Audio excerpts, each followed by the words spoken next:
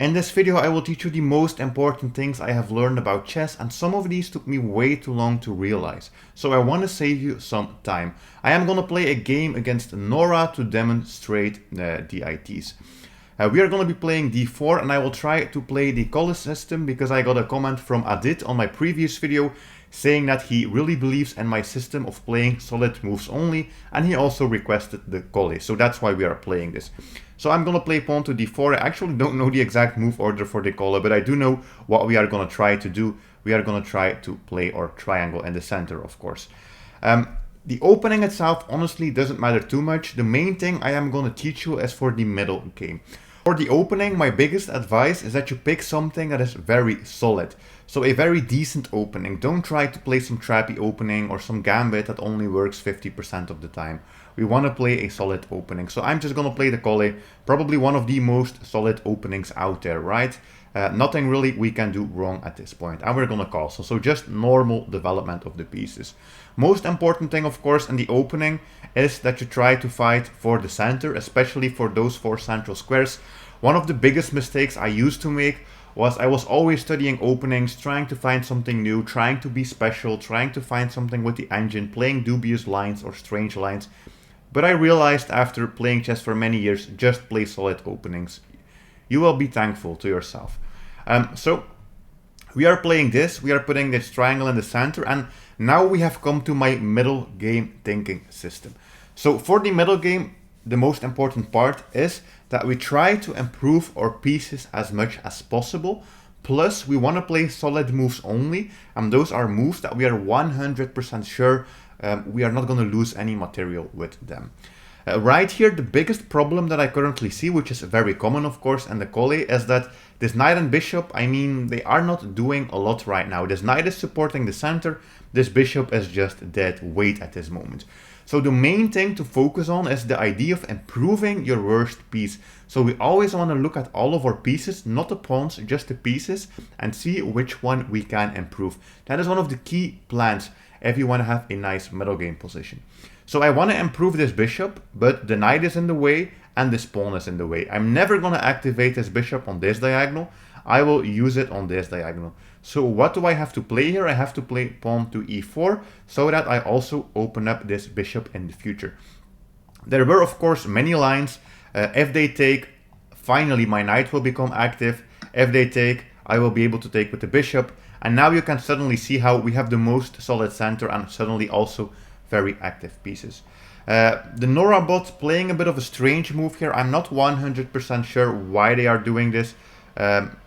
Playing the knight here to g4. All right, I almost can't read the chessboard. G4. Not too sure about this. I think probably it's anticipation, since most likely if they don't capture, we will play this pawn to e5 anyways. Every move your opponent makes, of course, you always have to do a quick check. Does this accomplish anything for them? Does this threaten something? Right now, I don't think there's really any threat. What I am going to do here is I'm going to play pawn to e5, because now we have a very simple pawn chain. You can see this is one of the strongest pawn formations we could potentially have. All of the pawns working together, we are having influence into the opponent's territory, and also this knight can no longer go back to this f6 square, and that is a key thing, because this castled position with the knight here is very hard to breach, very hard to find any attacking opportunities.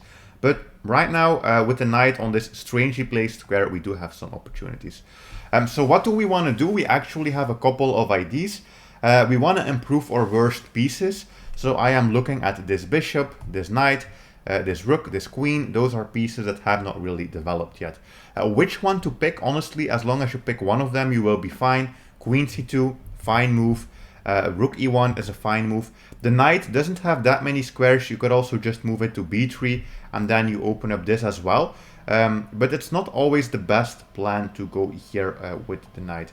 The option that I am going to choose here is just queen c2, because this improves my queen slightly, and of course we also had some pressure on the h7. So we are basically playing this move with tempo, and that is why I picked this out of all possible moves, because this is the moment I can play this while also winning some tempo. And now my opponent played g6, and they are pushing pawns, and if there's one thing I don't like, it's pushing pawns. Unless if it's really necessary, I try to limit my pawn pushes to only pushing in the center here, as we have done. I don't like pushing these pawns, honestly, if it's not necessary. Here they are doing it because of defensive reasons, but still, every pawn push also leaves behind some weaknesses. As you can see, this knight is unprotected. And now we can fix one of our other pieces as well. We can play knight to b3, and we also get an attack on this knight. So we are slowly improving our position, and at the same time our opponent is creating weaknesses, already so many weaknesses, and also wasting a lot of time. Knight to f5 makes a lot of sense. So again, we have to try and find the best move. I'm still looking at improving my pieces. This bishop needs something better to do, but yeah, there's not much to do right now. We can also trade. Of course, we can also trade. If black is smart, they will capture like this. And I do like the idea of trading if it weakens the enemy pawn structure. And this, even though it still looks solid, this is already a deviation from the most solid pawn structure. This already screams weaknesses to me. Especially, as you can see here, dark squared weaknesses. So I have realized after playing chess for a long time that bishops are a little bit better than knights, especially in the opening and in the middle game, if there is an open position. But here is one of those cases where everything is quite closed currently, and this bishop doesn't really have a future. So I think it's a good plan here to trade. Never trade if there is no clear reason to trade. It's such a common mistake. I used to do this all the time, but never trade if there is not a clear reason. But here we have a reason, we fix our bishop, and we also mess up our opponent's pawn structure. Alright, we're just gonna continue with this plan. What is our worst piece? Well, I think these rooks are still not really doing much. The queen is also a little bit limited right now since, yeah, these pawns are never gonna really move. So we might have to play queen to d2 so that we can activate the queen, support the bishop. This knight is also not doing much. We might have to remaneuver it as well with this, or we might have to move one of our rooks. One thing that I realized as well as this exchange that we did here created the dark squared weaknesses, sure, but this suddenly is also opened up, and there might be some line where we can push this, and our rook could potentially support that. So very easy. We are improving one of our pieces that hasn't moved yet, and also we can potentially push. My opponent is trying to now trap my bishop in a way, not that it's really gonna happen anytime soon, but they are trying to limit my bishop. I don't want my bishop to get trapped. I also don't want to keep having to calculate this. So I'm going to see if I can liberate my bishop. For example, here by working together with my pieces. So at least this is possible. Black keeps pushing pawns, but I am anti-pawn push. My opponent seems to be pro-pawn pushing. They're pushing all the pawns. Now we have to move the knight, but I don't really care because this is just a huge weakness already in my opponent's position. And I can just move my knight here. I know we might get some trades, I already calculated this, but I don't really care about trades at this point because we already have the superior structure. And now they are offering us another trade, so we can always take this if we want. Still e6 still looks interesting as well with our knight being here on this g5 square. But I'm not too sure about this. I think both moves are playable probably. This is very simple. This will probably cost us a lot of calculation because if they take this, well, we can actually take here with check. Or, of course, they can always take here first. And then we have to do this, and then maybe something's gonna happen here. But this is very complicated. And in general, if you have a really good and simple move like this, that also doesn't mess up this plan, I wouldn't blow up your position if you are not sure about this. So we are gonna trade this first, and I'm gonna see, maybe we can play this now, that the position is a little bit easier to calculate. So we push, we attack the bishop. If they take, we can take, and take with the rook. So that looks fine. And if they take with the pawn, yeah, we can also just take. So I think everything is fine. We can push this pawn. Something else we can also do is probably just activate our worst piece. That's always a plan. Even if you have something like this pawn push, I think we can also activate our worst piece. Because honestly, right now, let's say we play this. There's nothing really happening. For example, let's say they try to put the rook here. We can still, for example, take here or still do some damage. And this is a move, again, that comes with the tempo. And if they try to fix this, we can always trade away for this bishop. And as I have said, bishop usually a little bit stronger, and we still have this pawn push. So we have both options. Which one am I going to choose? I'm going to choose the one that is not the pawn push. I like to only push pawns when it is really necessary or when we have a clear advantage. I will be trading away for this bishop because I think the bishop is a little bit better here than my knight, which was basically I traded the most useless knight for one of the key defenders. And now we are finally going to start pushing some pawns. Why? Because we have a clear benefit, and of course also because the more pieces get traded, the closer we get to the endgame, the more likely it is that the pawn pushes will start being the right moves. And we are now at move 21, and I hope you can see we have a winning position, because even though the material is still equal, what is this? What is this on the king side? We can just start attacking black. And that is the key thing behind my thinking system. You just have to wait for your opponent to self-destruct. As long as you keep playing solid moves, you won't lose. Your opponent will get impatient, they will make mistakes, they will create weaknesses, and you will win the game. And even if you play against a very good opponent that doesn't make mistakes, okay, maybe you're gonna get a draw. I mean, it's fine, right? We are not losing. And that system really works here. Just this idea of keep improving your pieces, try not to create any weaknesses, try not to push pawns if you don't need to. And now we have a winning attack, I would say, but we still need to finish off our opponent. Because we don't really have any material advantage. It's just merely a positional advantage. So how can we win this? How can we win this? I think still in a way the same rule applies as always. What is our most inactive piece? This rook. If we can activate that rook, it's always going to be a good move. The best thing to do would of course be doubling our rook. So I think that's a very solid plan. I might also start thinking about moving other pieces, like my queen or my knight, but I'm not going to move anything that's already on a decent square. I do have to calculate a little bit that my opponent might always try to counterattack my queen, but I see that we have more than enough squares. I can go to f4, I can go to h5. I'm not sure about h6 because, yeah, I don't think this looks too great. Yep. We're not going to go for that, but we are going to just double up the rooks. And they attack me.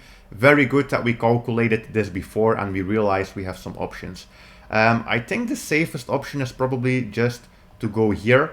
We're also attacking, plus we are sure that our queen is not going to get trapped. My opponent is proposing a trade of queens. What do you do in that case? My first thing is think very hard about this, because a queen trade can change the entire game.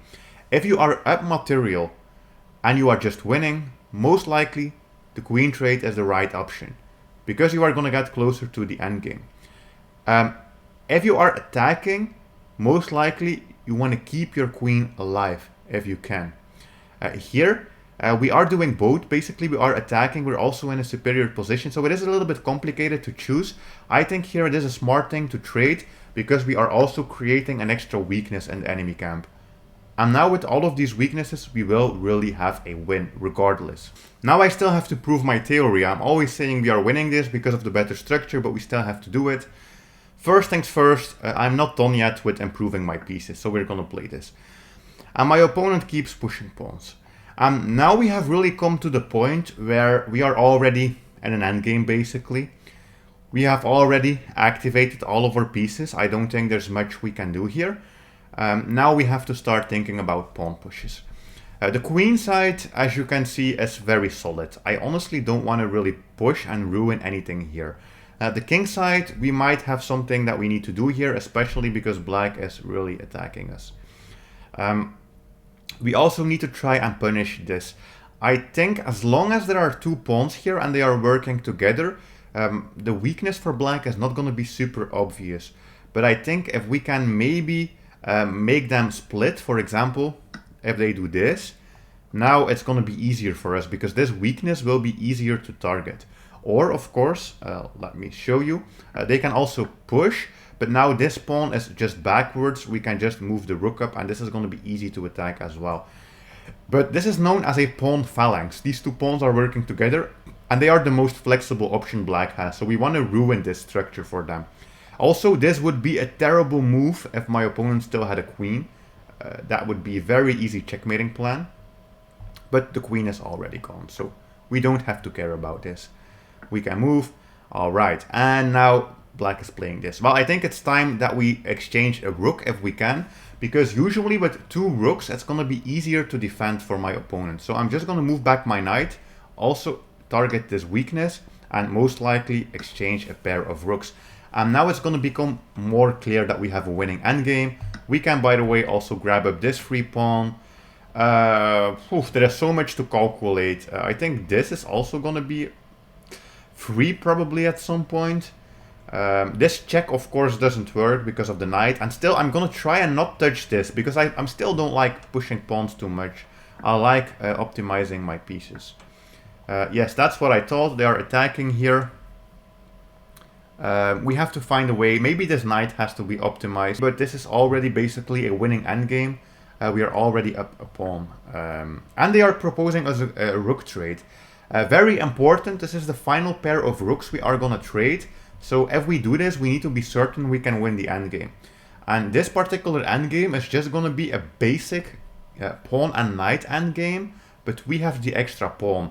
The way that black would be able to secure a draw is if they can exchange the knights and a bunch of pawns and turn this into a rook endgame.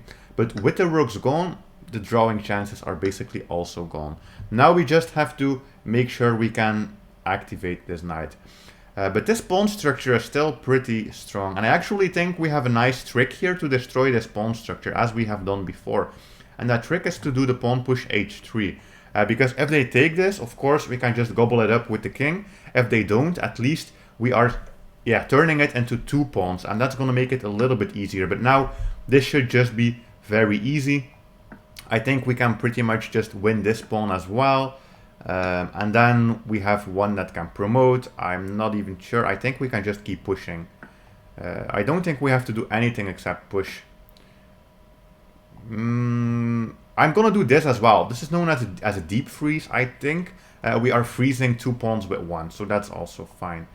How do we win this? We have to, of course, be careful, because if we just push, we lose it. Well, we also win this one, but I don't want to lose this pawn. If I can, I'm going to see if I can promote it. So I'm going to see if I can activate my knight and then push. They are activating the king. I also can take this for free, so that's fine. We can go back. I don't care about losing this pawn. Also, I don't think the enemy king was able to get any closer. And now we can try and see if we can push. My opponent is also in some type of zugzwang, right? They don't have a lot of options. And we can just push. I think we can give a check and then push again. But this is interesting, because if we push, they can take this and we cannot make a queen. So we probably still win the endgame, but it's not so clear. So I have to move this first, maybe here. I don't know if there is a way we can actually promote here for certain. Maybe if we just push straight away. Yeah, I think that's fine. And our position is actually still solid. So if we just try to go in with the king, we'll probably be able to promote. And then we will win this knight. Yep. And I'm gonna end the game here, because of course this endgame can last for a pretty long time. But still, we are gonna win this just up a knight. So I hope you will be able to use this thinking system in your own game. Remember, try to always find your worst piece and improve it. Try to not move your pawns if there is no clear benefit. And keep in mind the other things that I mentioned in this video as well. That's it. I'll see you in another video. Bye.